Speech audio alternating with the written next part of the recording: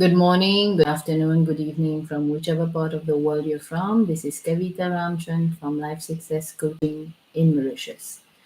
So, we are continuing to read the book You Were Born Rich by Bob Proctor, my mentor. This person turned my life around. He helped me to turn my life around. And ever since I've discovered my soul's purpose to share this information to the whole world. Very important information that can just turn your life around if you are facing difficulties or times of low depression. I came out of 7 years of depression, so I know that this information can help anyone better than medicines. Okay, so let me continue reading. So we've reached chapter 10, which is the vacuum law of prosperity. And it's a very interesting chapter. If you know Bob Proctor, he's the one who gave the world the law of attraction, that knowledge. But it's not about just the law of attraction. It's about all the other universal laws. And I don't know anybody who has studied the mind as much as Bob has. And because everything, the root cause of our results start from the mind. And I don't say mind just as the head. I say the head and the heart. That makes your mind. It's not just your intellect, it's also your emotions. So the combination of the two makes your life. They are the root cause of our results. And if we want to change the results in our life, the only way we can do that is to go back to the mind, study yourself, study how your mind works. And once you understand that, you bring order to the mind and you bring order to your life. Isn't that an amazing concept to know? Okay, so let me continue. I'll be reading looking here, but I will be explaining looking there. So Bob says, if you haven't watched my last video, please go on my channel, the last lesson, and you can. I mean, there are lessons, chapters 1 to 10. This is the 10th chapter. You can start from the beginning and watch their 10, 15 minutes videos, and it's an amazing book. You can also download the book. The link is under this video. Please download it and read it if you want. Okay, so last time we were talking about the source of supply that we are all connected to. You know, there is, and he gave the example using a hose. Like if you are watering the plants and suddenly the source stops, the problem could be in the kink. Because of the kink, the water supply stopped. So here he continues by saying, in the case of the garden hose, you would immediately investigate to find the cause of the interrupted water flow of water. Once you found the kink, you would then proceed to remove it so the water could resume flowing freely in a steady stream. We would do that, right? I mean, any one of us would just go and find out what's the problem, why the water is not coming, correct? Now he says, be aware of this. The process that I have described for the garden hose is exactly the same process that you must undertake yourself with respect to your marvelous mind. That is to say, you must let go of all the obstructions that are hampering you. Release the mental kinks, and you will immediately find that there is no lack of creative energy at the source. In truth, there never has been any, and there never will be any.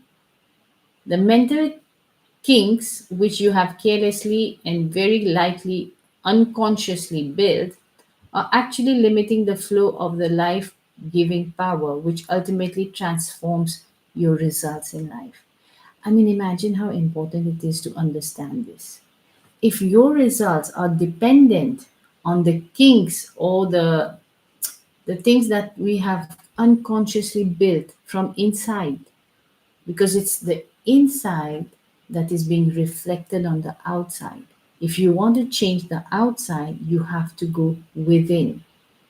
And this is something that most people don't want to do. And that's why you find that people are mostly blaming each other for their circumstances. Even I was like that. I said, no, it's not my problem. They are the ones doing it. I am so good.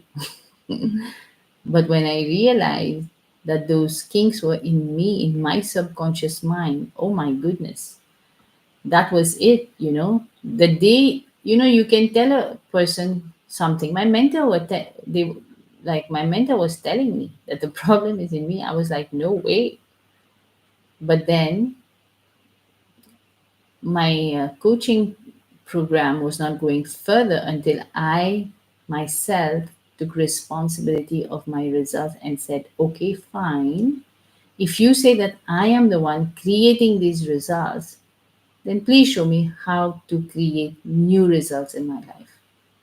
And when I surrendered and said, okay, I don't know, maybe I don't know how this is happening. Because consciously, why would somebody create negative results in their life? Right? So when I said, okay, please show me, please teach me, and I became coachable.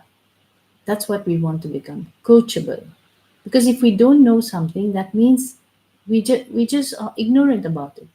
But we can become aware if we are open to learning, right? Okay, so he says here, each chapter in this book highlighted various concepts which you must begin to use if you are to enjoy the benefits that may be derived by simply permitting this power to flow freely through you. You have now read the entire book. I would like to suggest that you go back to the beginning of the book to compare the results you are presently obtaining in your life with the results you could obtain were you to make proper use of each idea. Study each chapter very seriously but in a relaxed state and keep acting on each idea until it becomes a fixed part of your personality structure. I think the book will end now, so I'm not going to continue next week. I'll finish it now only, and I may take a little more time, but I will do it today and we will finish this book today. So he says, remember, regardless of how the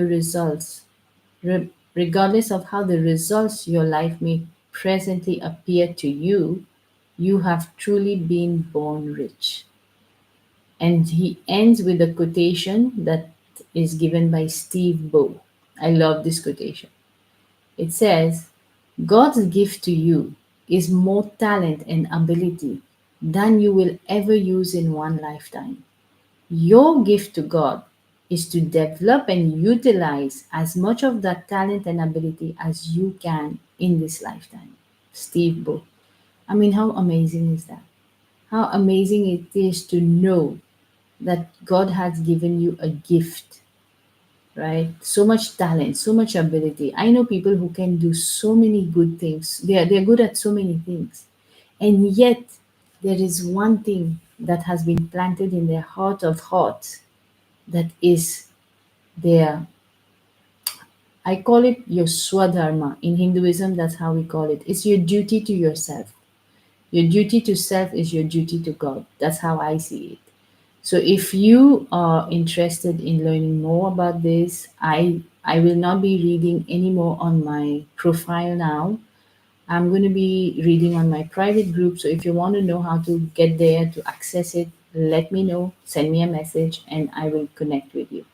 Thank you very much for being here. It's been a pleasure reading Bob's book with you. I think it took about, maybe we started in December 2002. We are ending in February 2024. I mean, that long it took, but it was well worth it. I know so many people have sent me messages of how the book reading itself has helped them.